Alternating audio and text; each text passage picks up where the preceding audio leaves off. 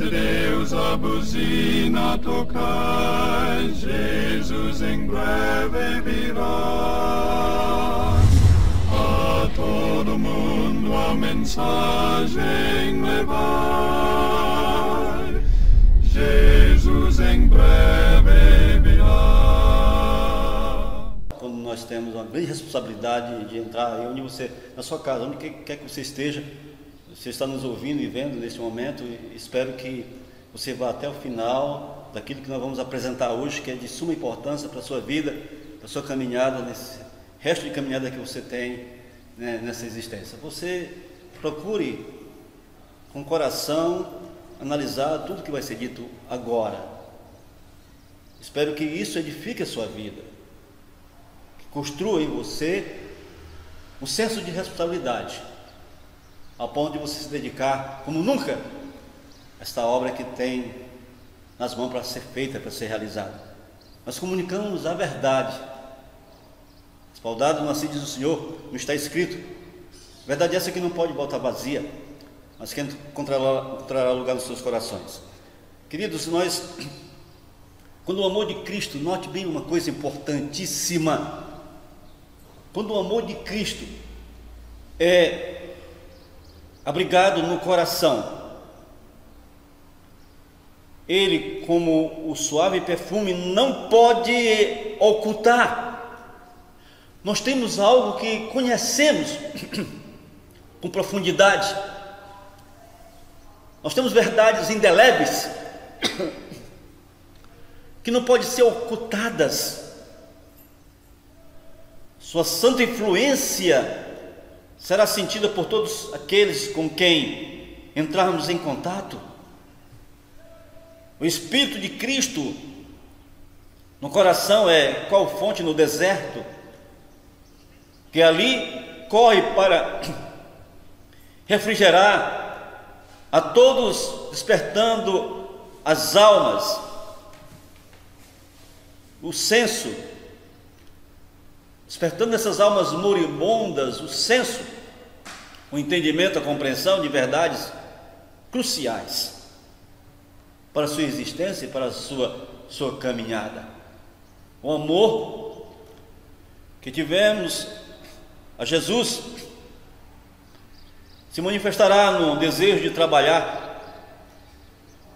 Se existe amor no seu coração pelo Senhor, pelas suas palavras, pelos seus ensinamentos, pelas suas ordens, seu coração estará desperto de fazê-lo por amor a Ele. Ele é o exemplo maior. Seu coração estará repleto de amor pela sua obra. Seu coração estará cheio de desejo de trabalhar como ele trabalhou para a bênção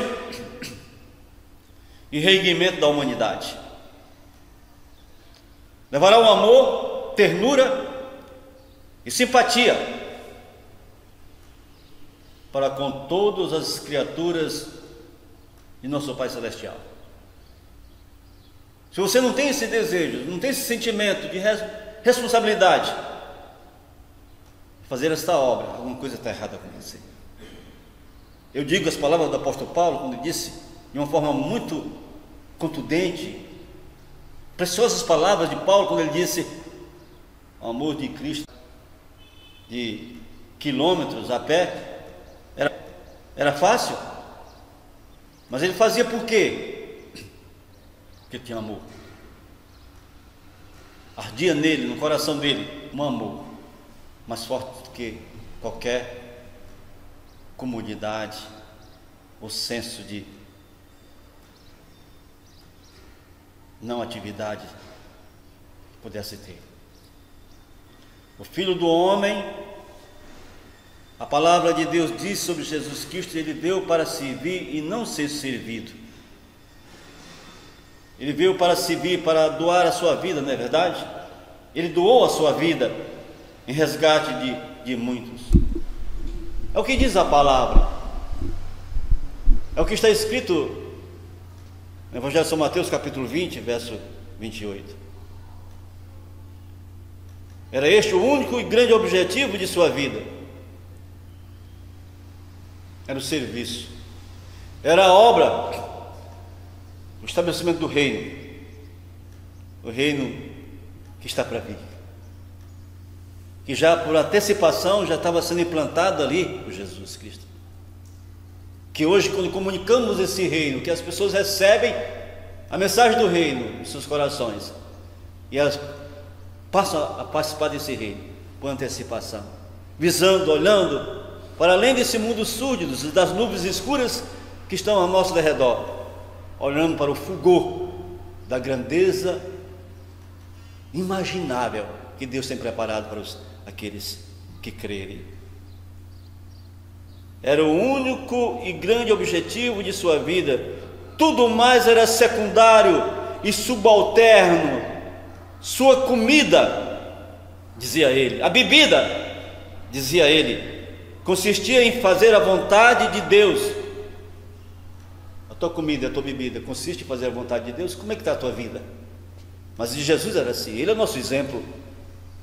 Consistia em fazer a vontade de Deus e consumar a sua obra. O propósito dele era o reino, era a salvação de homens e mulheres para compor este reino, sua obra. O propósito dele aí não era interesse próprio, não. Tinha parte no seu trabalho o reino, a grandeza do reino, o preparo de um povo para a eternidade. Queridos, por que devemos se empenhar num trabalho das missões? Em outras palavras, do trabalho missionário. Por que eu tenho que ser um missionário? Não há lugar nesta caminhada agora se nós não formos missionários. A palavra que eu gosto de usar é a palavra que Jesus usou: pescadores. Nós somos pescadores. Nós somos pescadores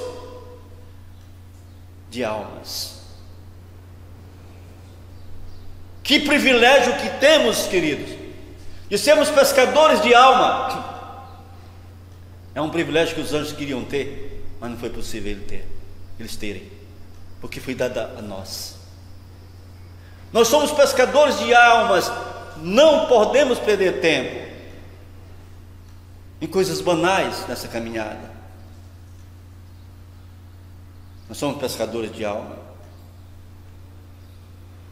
1 Coríntios, a palavra de Deus diz, está escrito, e nós lemos assim no capítulo 3, no versículo 9.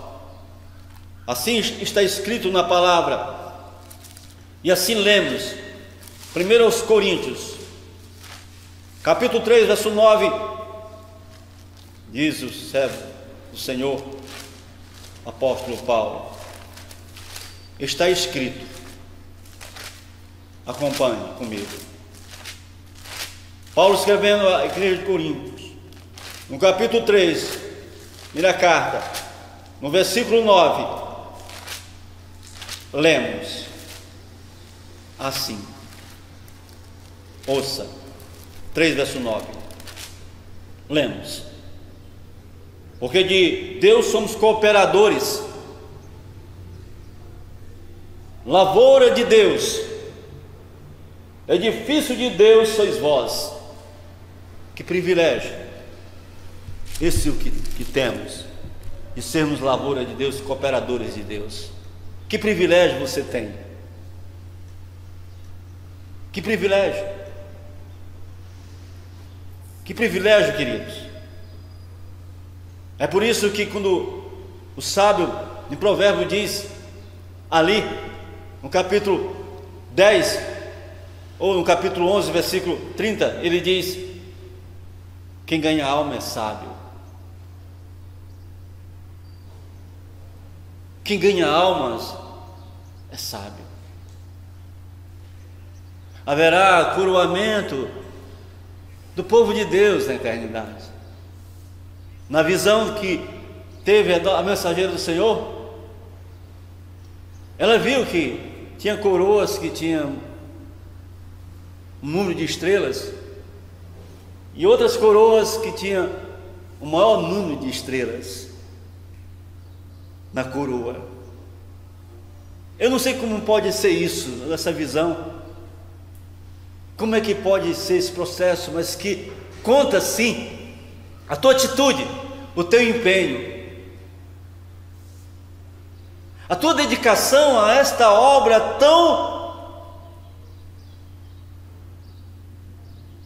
magnífica e importante, acima de qualquer outra obra neste mundo. Não existe obra maior. A obra de nós estarmos inseridos nesse contexto do avanço do reino de Deus. Quem ganha alma é sábio. Todo verdadeiro discípulo nasce. Nós somos discípulos, discípulas. E todo verdadeiro discípula nasce no reino de Deus como missionários. Ninguém nasce no reino de Deus se não tiver a envergadura de serem missionários. Então não nasceu ainda no reino de Deus, não faz parte do reino de Deus. É necessário ser missionários, está inserido na missão, a despeito de qualquer situação, de qualquer contratempo, de qualquer perseguição. Ele é missionário, ele é ganhador de almas, ele é pescador de almas. Ele atravessa os vales, os lugares mais longínquos. Seus pés são incansáveis. Não existe esforço demasiado nesse empenho desta obra. Eu lembro daquele missionário, David Livingstone,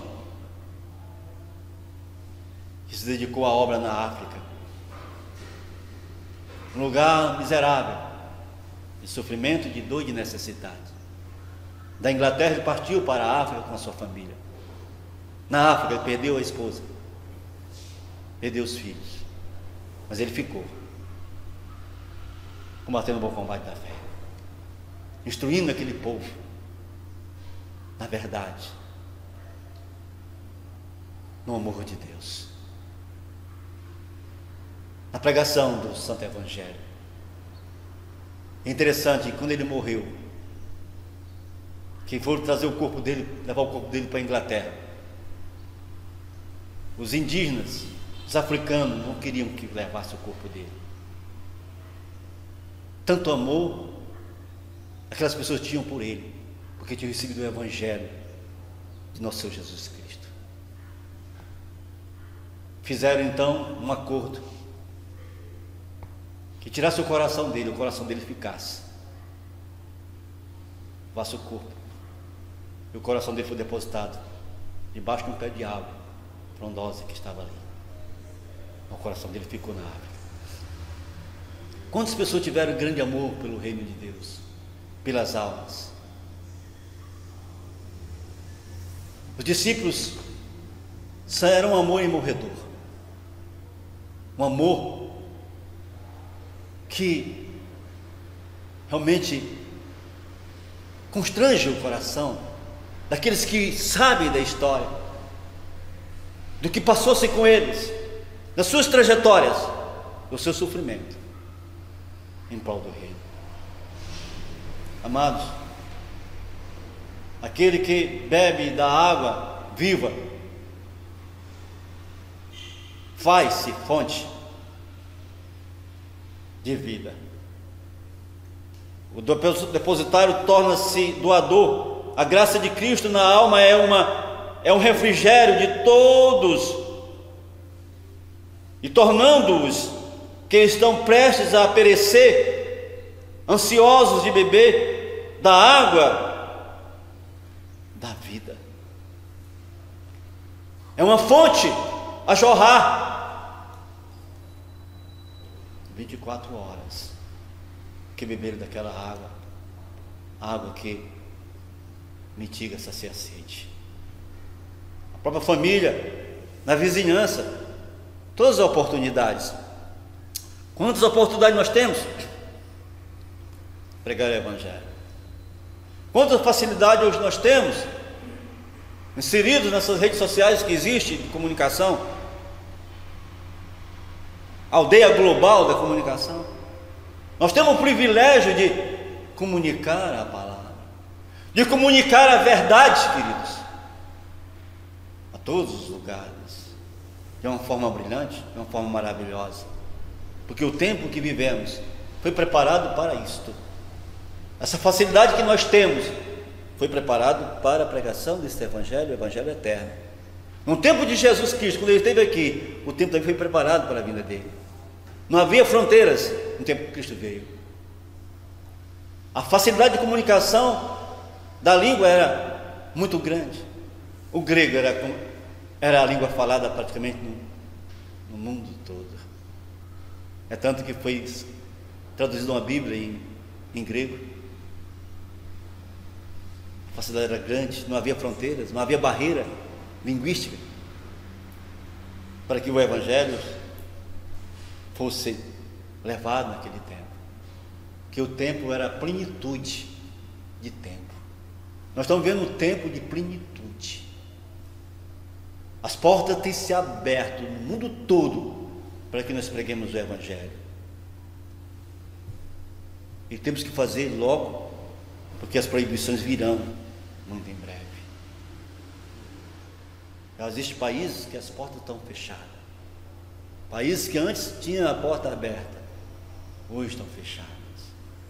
Dificuldade de ir e vir também se tornarão uma realidade na vida dos missionários muito breve. Porque para ir e vir, eu vou ter que ter o passaporte. Um passaporte, uma autorização. Eu tenho que me submeter a uma condição para ir e vir. Mas o tempo é agora, o tempo hoje. Sabe, a salvadora e santificadora verdade não lhe pode ficar fechada no coração. Todos quantos se consagram a Deus podem ser portadores de luz. Deus os torna instrumentos seus para comunicar a outros as riquezas de sua graça. Sua promessa é, que coisa linda.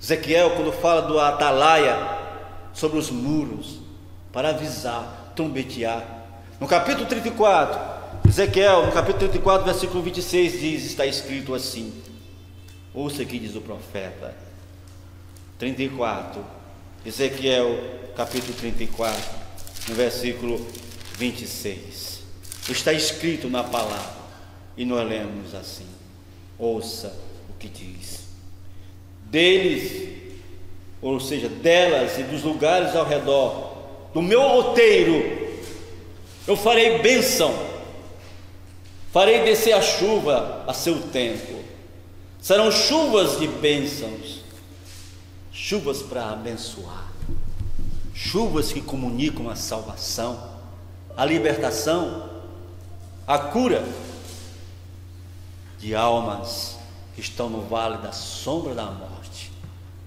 Queridos, chuvas de bênçãos, chuva de bênçãos, chuva de bênçãos, é o tempo em que vivemos, é o tempo em que estamos inseridos. Que privilégio o nosso. A mensagem de hoje que eu quero que você entenda é a sua responsabilidade de não recuar e não se tornar indiferente.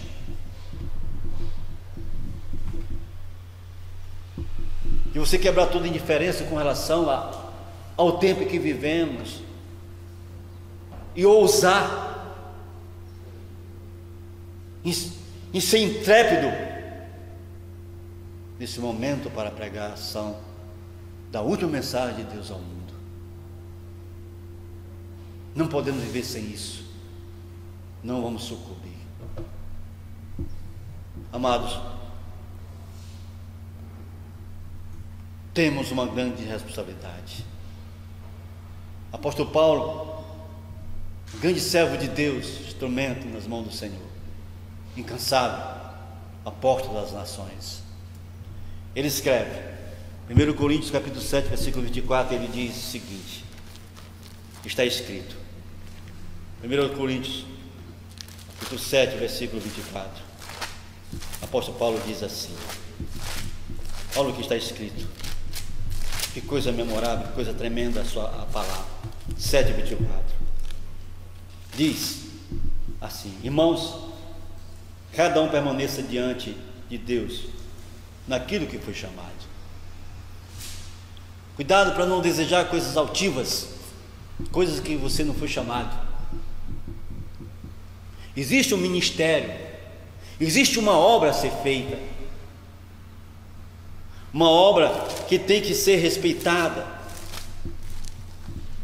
aonde você se encontra como um chamado de Deus, porque o corpo de Cristo tem funções, várias funções. É como o corpo do ser humano. As mãos têm uma função, os olhos têm uma função, os ouvidos têm uma função, tudo tem uma função. Tudo tem uma função. As pernas têm uma função. Os olhos não podem fazer a função dos ouvidos, nem dos ouvidos fazer a função dos olhos. Cada um tem o seu raio de ação, uma obra a ser feita, uma obra a ser realizada. É como diz a palavra, é como está escrito na palavra. Quando vamos olhar aqui o que diz o apóstolo Paulo no livro aos Efésios, no capítulo 4, quando ele fala do santo ministério e o serviço dos santos, aqui mostra muito bem, amados, amadas, uma hierarquia que tem que ser respeitada. Lá no céu existe uma hierarquia, não existe? Ou não existe no céu uma hierarquia? Existe uma hierarquia. Existem anjos com diversas funções no plano de ação de Deus lá no céu, bem ordenado. A mesma coisa aqui, nesse momento, no reino de Deus, estabelecendo aqui, no meio das trevas, existe uma hierarquia. Cada um deve ir da forma como foi chamado. Então, no capítulo 4, lendo o que diz o apóstolo Paulo, diz assim: a graça, no verso 7 em diante, a graça foi concedida a cada um de nós segundo a proporção dos dons, do dom de Cristo. São dons repartidos para a igreja. Aí continua: por isso diz, quando ele subiu às alturas, levou a cativo o cativeiro e concedeu dons aos homens. Verso 8. O verso 9: ora, o que quer dizer subiu, senão que também havia descido até a região inferiores da terra? Aquele que desceu é também o mesmo que subiu acima de todos os céus para encher todas as coisas. E aí o versículo 11, amados, uma hierarquia, funções para a obra ser bem concatenada, realizada com perfeição, sem bagunça, sem distorções. Aí vem as funções do versículo 11 do capítulo 4 do livro aos Efésios, que diz: e ele mesmo concedeu uns para apóstolos. Então uns são concedidos para ser apóstolos, para empreender na luta no reino de Deus, na obra, no ministério. Apóstolos. E continua: outros para profetas. Então outros são chamados para ser profetas, o dom de profecia, profetas. E outros para evangelistas. Outros são evangelistas. Evangelistas. Outros para pastores e mestres. É o que está escrito na palavra de Deus. Não podemos quebrar esta hierarquia que Deus estabeleceu para a igreja nesse momento de militância, de luta. É uma igreja unida, uma igreja concatenada, uma igreja sincronizada, uma igreja que tem um direcionamento, um ministério, uma obra. Evidentemente que nenhum desses aqui que tem esses dons pode ser o cabeça da igreja, amém? Pode ser um papa, pode ser um presidente que vai controlar toda a estrutura de ministério da igreja de Deus nessa terra. Não temos papas, não temos presidentes, não temos manda-chuvas, mas temos o quê? Uma igreja ordenada, sistematizada, com dons repartidos entre elas. Somos chamados, sim, somos, mas cada um da maneira como fomos chamados, na condição como fomos chamados, respeitando a quem honra é devida, a quem dons foram repartidos. E no versículo 2: com vista ao aperfeiçoamento dos santos e para o desempenho do seu serviço. Com vista de quê? Está aqui na palavra. Aperfeiçoamento, esses dons repartidos, essa capacitação é para o aperfeiçoamento. E para que mais? Aqui diz: e para o desempenho do seu serviço para a edificação do corpo de Cristo. É para a edificação que provém então esse repartir dos dons com a igreja. Versículo 13: até que todos cheguemos à unidade da fé, do pleno conhecimento do Filho de Deus, a perfeita varonilidade, à medida da estatura da plenitude de Cristo, para que não mais sejamos como meninos agitados de um lado para o outro e levados ao redor por todo o vento de doutrina, pela artimanha de homens, pelas astúcias que o induzem ao erro. Está vendo aí? Quando a igreja ela tem uma coordenação, os dons são repartidos e eles são executados, esses dons, essa capacitação, há uma vigilância, há uma proteção. Deus tem instrumentos no seio da igreja, no corpo, que vai estar em vigilância segundo os dons que foram repartidos. Eles vão então procurar conservar esta igreja dos falsos mestres, das falsas doutrinas, dos ventos de doutrinas. Existiu corrente de movimentos religiosos aí que saíram das denominações do tempocentrismo, que estão dizendo: não tem mais negócio de evangelista, não tem mais negócio de pastor, não tem negócio mais de nada. Quem são eles para dizer isso? Eles estão respaldados em quê? Que autoridade eles têm para ir contra a palavra de Deus? Tudo bem dizer que a questão do tempocentrismo não tem sentido. Deus, tudo bem, porque eles estão voltando às origens. No tempo do apóstolo Paulo, quando esses dons eram repartidos, não existia realmente tempocentrismo, não existia presidente, não existia papa, não existia esses que controlam a igreja de Deus e tiram a sua liberdade de expressão e de ação. Não existia isso. Hoje não existe isso, mas naquele tempo existia. Era uma igreja livre, mas que os dons repartidos eram uma realidade, era. E hoje os dons repartidos continuam sendo realidade, porque não passou, as instruções não caducaram, elas estão na ordem do dia. Respeitemos, como diz aqui o apóstolo Pedro na segunda carta, a primeira carta dele. O que ele diz aqui? O que temos que fazer? A igreja, o corpo de Cristo, sabedor disso, sabendo dessas coisas todas, sabendo de tudo que nós estamos vivendo, não é? Olha o que diz no capítulo 5 da sua primeira epístola, Pedro, no versículo 1 em diante. O apóstolo Pedro diz assim: rogo, pois, aos presbíteros, uma hierarquia, está falando aos presbíteros, que são líderes, que Deus levanta, a igreja levanta para coordenar bem a igreja. Rogo, pois, aos presbíteros que há entre vós, eu, presbítero como eles, o testemunho do sofrimento de Cristo, e ainda co-participante da glória que há de ser revelada. Aí versículo 2: pastoreai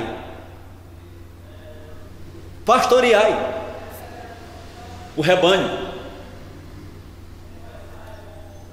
que há entre vós, não por constrangimento, vendo aí?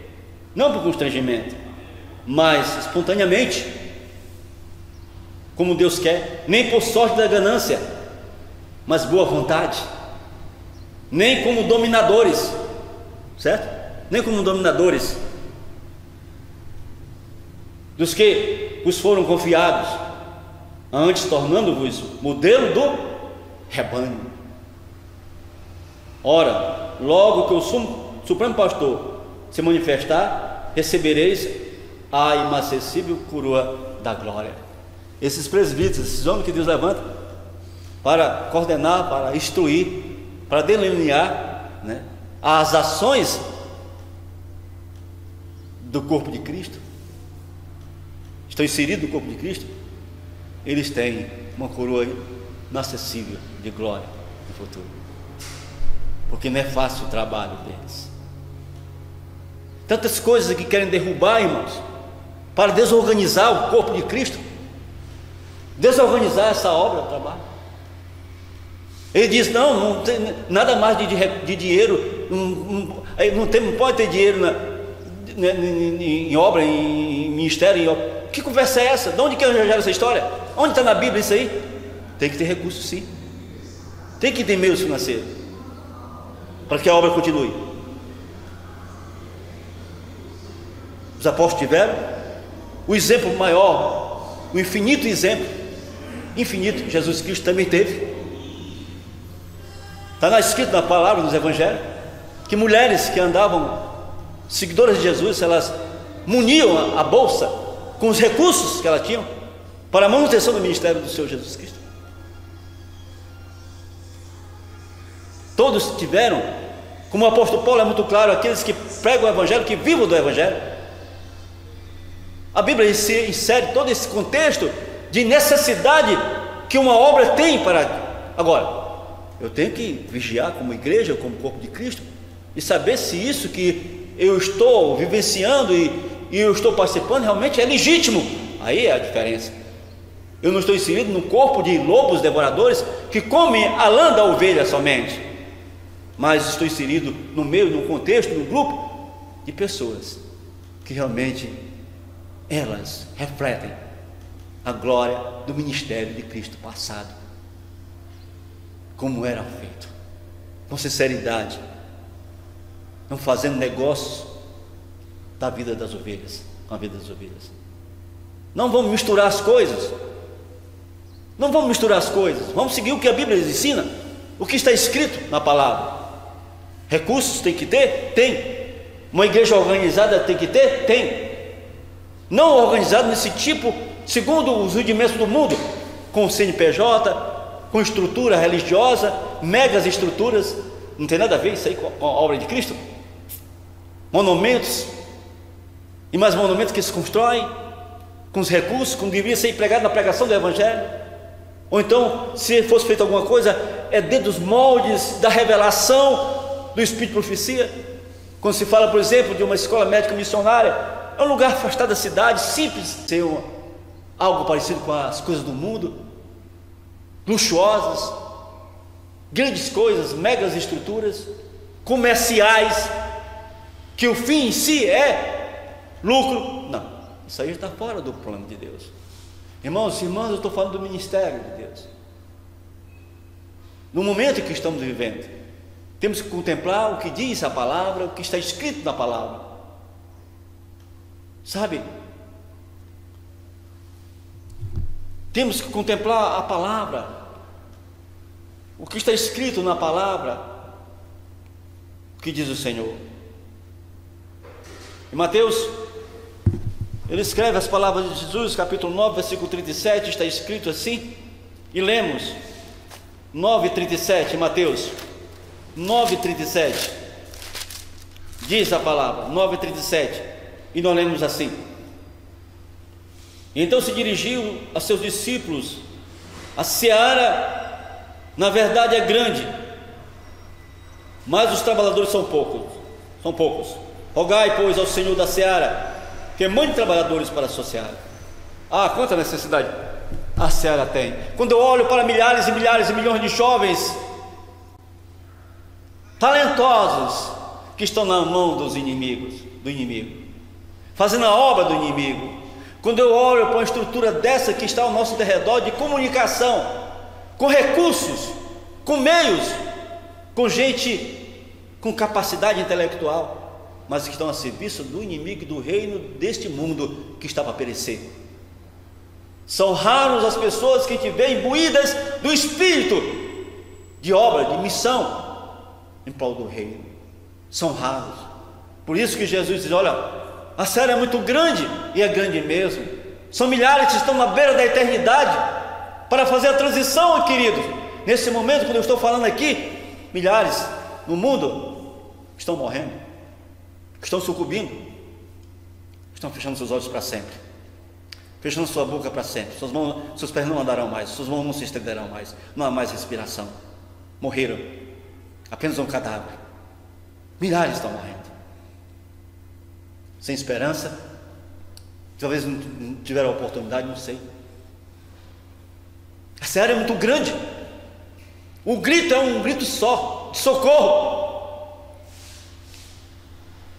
Pessoas estão à beira da eternidade, olhando para o vazio, esperando uma saída, uma resposta, querendo saber. Irmãos, como é que vão saber? Olha o que diz a palavra aqui de Deus, olha o que está escrito aqui em Romanos capítulo 11, olha o que está escrito, o que Paulo diz aqui sobre isso. Oh, amados, Romanos capítulo 11 diz, está escrito, e nós lemos assim na palavra, assim diz, que coisa tremenda, amados, aliás, capítulo 10, no versículo, Romanos capítulo 10, no versículo 17, diz, não, vou voltar um pouco antes, perdão, Romanos capítulo 10, no versículo 11 em diante, olha o que diz a palavra, o que está escrito na palavra, 10 verso 11 em diante diz, porquanto a escritura diz, todo aquele que nele crê não será confundido, pois não há distinção entre judeus e gregos, uma vez que o mesmo é o Senhor de todos, rico para com todos os que o invocam. Por quê? Todo aquele que invocar o nome do Senhor será salvo. Verso 14: como poderão invocar aquele que não creram? E como crerão naquele de quem não ouviram? E como ouvirão se não há quem pregue? E como pregarão se não forem enviados? Como está escrito, quão formosos são os pés dos que anunciam coisas boas. Milhões na beira da eternidade, no momento de darem o seu último suspiro, anunciou o gemido, anunciou os gritos de milhares ao nosso derredor, de almas preciosas que precisam conhecer, que precisam saber do Evangelho eterno para tomarem uma decisão. Amados, amadas, a série é grande. Nós temos que viver de compartilhar o Evangelho. Esse é o nosso perfil, o nosso posicionamento, nossa atitude nesses dias preciosos que temos pela frente. Pregar o Evangelho. Como desenvolver a obra missionária? Como fazer? Como fazer? Não deveis esperar grandes ocasiões ou habilitações extraordinárias para trabalhar por Deus. Não vos deveis incomodar com o que o mundo pense de vós, se vossa vida diária de testemunha da pureza e sinceridade de vossa fé, e os outros estão convencidos de que desejais ajudá-los, vossos esforços não se perderão totalmente, diz a mensageira. Amados, Jonas, no capítulo 3, verso 4 do seu livro, ele foi dirigido para uma grande obra de uma cidade que estava para perecer. Ele tinha um chamado especial para fazer aquela obra. Quis se desviar, mas não foi possível se desviar. Não tinha como se desviar, porque Deus o tinha chamado. Deus o tinha chamado, e a obra tinha que ser realizada, tinha que ser feita. Queridos, Deus tem um chamado para cada um de nós, e não podemos desviar desse chamado. Jamais, jamais. Ele nos chamou. Ele nos chamou. E Ele quer que nós cumpramos com esse chamado. Quando Ele chama, Ele supre. Jonas capítulo 4, capítulo 3, verso 4 diz: começou Jonas a percorrer a cidade, caminho de um dia, e pregava e dizia: ainda 40 dias, Nínive será subvertida. 40 dias era o tempo que Deus tinha estabelecido para Nínive. Crianças, mulheres, homens, velhos e novos, independente de qualquer situação financeira ou instrução, seja o que for, que dá o perfil de cada cidadão, todos estavam condenados. 40 dias era o que restava de existência para Nínive. Apenas 40 dias, e a cidade ia ser subvertida. E Deus envia um homem, um profeta, um evangelista, e ele vai para Nínive, chega com muita dificuldade, mas chega, e ele começa a pregar na grande cidade de Nínive. Ele se colocou numa posição em Nínive, onde passava os cidadãos daquela cidade, que dava muito bem para ouvir a sua mensagem, e começou a clamar, chamando o povo para o arrependimento. E eu pergunto: quantos dias nós temos aqui para esse mundo? Quantos dias? Você pode estabelecer quantos dias nós temos? Eu creio que são poucos dias. Os últimos acontecimentos serão rápidos. Para Nínive tinha 40 dias, e o profeta tinha que cumprir com a pregação da mensagem, estabelecer ali o conhecimento, a verdade para aquele povo, para que ele se arrependesse. Ele foi e fez a obra de evangelista, jogou a rede, e aquela cidade, ela foi quebrantada. Todos foram quebrantados, com sacos e cinza, arrependidos dos seus pecados, e Deus poupou a cidade de Nínive, não foi destruída. Agora a pergunta é: no momento em que vivemos, quando todas as profecias estão se cumprindo ou não estão se cumprindo, então, nós estamos vendo um tempo preciosíssimo que as profecias estão literalmente se cumprindo nos dias de hoje. Os sinais são portentosos, o cenário está pronto para o desfecho. Coisas terríveis já estão acontecendo. Nós já estamos vendo coisas terríveis que nunca imaginávamos que pudéssemos estar inseridos nesse contexto. O povo está assombrado, o mundo todo está assombrado, o mundo está desesperado.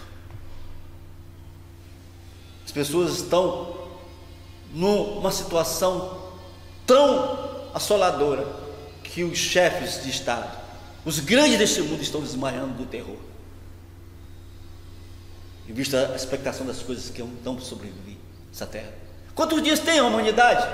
Quantos dias tem essa cidade aqui de Fortaleza? Aqui o Brasil? Se os últimos acontecimentos serão rápidos, se as profecias estão se cumprindo, querido, mas Deus está chamando a gente, Deus está dando um tempo, eu não sei quanto tempo é esse, para que a gente alcance as pessoas. Ei, você tem conhecimento, eu tenho conhecimento. O tempo urge. Eu não sei quanto tempo nós temos. A terça parte vai sucumbir. Milhares morrerão. Milhares estão morrendo. Durante esse ano de 2019, 2020, 2021, o anjo da morte passou no mundo todo. O anjo da morte passou no mundo todo ceifando, indiscriminadamente, vidas. Milhares desceram à sepultura para nunca mais. E vai coisas piores. Estão à nossa frente coisas piores. Mas tem uma coisa a ser feita. É a pregação do reino. A pregação do reino. Que nós que temos conhecimento, nós temos a resposta, nós recebemos a resposta do céu. Nós temos que comunicar a essas pessoas. Irmãos, nós temos que colocar nossas vidas em prol desse reino, em prol desta obra. Tudo que somos, tudo que temos, nossos talentos, os nossos tesouros, o nosso tempo colocado em prol desse reino. A pregação do Evangelho é eterna. A obra tem que ser feita, a obra tem que ser realizada. Mateus capítulo 4, versículo 23 a 25 diz o Senhor Jesus Cristo. Mateus 24, no versículo 20, capítulo 4, Mateus 4, versículo 23 até o versículo 25, está escrito, e nós lemos na palavra assim, 4, verso 23 a 25, nós lemos: percorria Jesus toda a Galileia. Eu fico maravilhado com essa descrição aqui da obra do Senhor Jesus Cristo. Ele percorria, meus queridos. Ei, era de carro, de uma Hilux que ele percorria? Ou de um cavalo fogoso? Não, ele percorria andando, ele andava incansavelmente. Percorria Jesus toda a Galileia, ensinando nas sinagogas, pregando o evangelho do reino, curando toda sorte de doenças e enfermidades entre o povo. E sua fama correu por toda a Síria. Trouxeram-lhe então todos os doentes cometidos de várias enfermidades e tormentos, endemoniados, lunáticos e paralíticos. E ele curou, e ele os curou. E da Galileia, Decápolis, Jerusalém, Judéia e da além do Jordão, numerosas multidões o seguiam. Ele percorria incansavelmente, porque a comida dele, a bebida dele era fazer a vontade daquele que eu havia enviado. Qual é a sua comida, a sua bebida? Fazer a vontade de quem? A sua própria? A do seu esposo? Das pessoas que te controlam? De religiosos? Não. A comida e bebida de Jesus era fazer a vontade daquele que eu havia enviado. Deus está nos enviando. A nossa comida e bebida é fazer a vontade daquele que nos enviou. Ide, pregai, que o tempo está próximo. Queridos, é o tempo decisivo na história da humanidade. É um tempo como nunca houve. É um tempo como nunca há de haver. Ide. Qual é a sua comida? Qual é a sua bebida? Está o mundo a perecer ao seu derredor? O que você está fazendo? Como é que você está inserido nisso aí? A sua consagração, com as suas mãos limpas, o seu coração puro, para fazer essa obra. É o tempo que estão vivendo. Nós somos o povo que Deus tem chamado. Amados, hoje, se ouvir a sua voz, não endureçais os vossos corações. Buscar o Senhor quando você pode achar, invocar enquanto Ele está perto. Jesus disse: conhecereis a verdade, e a verdade vos libertará. O apóstolo Paulo corrobora, quando ele diz: nada podemos contra a verdade, a não ser em favor da própria verdade. A graça e a paz do Senhor Jesus Cristo seja com todos vocês. Até o nosso próximo encontro.